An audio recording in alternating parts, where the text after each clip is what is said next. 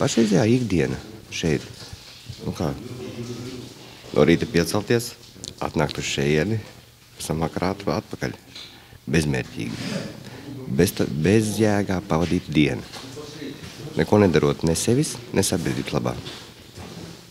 Apmēram tā.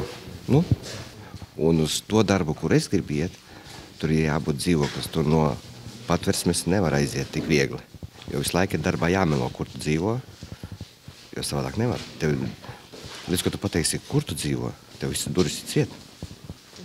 To, ko jūs redzat uz ielas, jā, tie pat varbūt arī pat patversmēs nedzīvo. To, ko jūs redzat pie miskastēm, visi. Un viņi domā, ka visi tādi šeit ir. Pareizi? Jūs tā domājat, ka visi šeit ir tādi.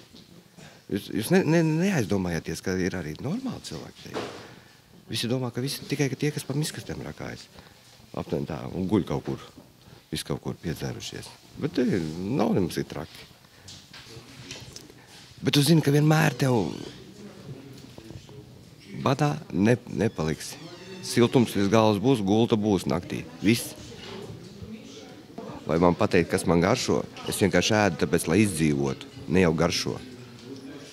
Nē, tur ne jau slikti taisa tās zupas. Ir viena otra, bet viens otrs tur ēdiens nav ēdams.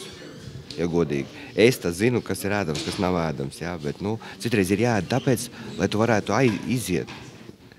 Es zinu recepti, kā ir jādzīvo. Es nemāku ar viņu dzīvot.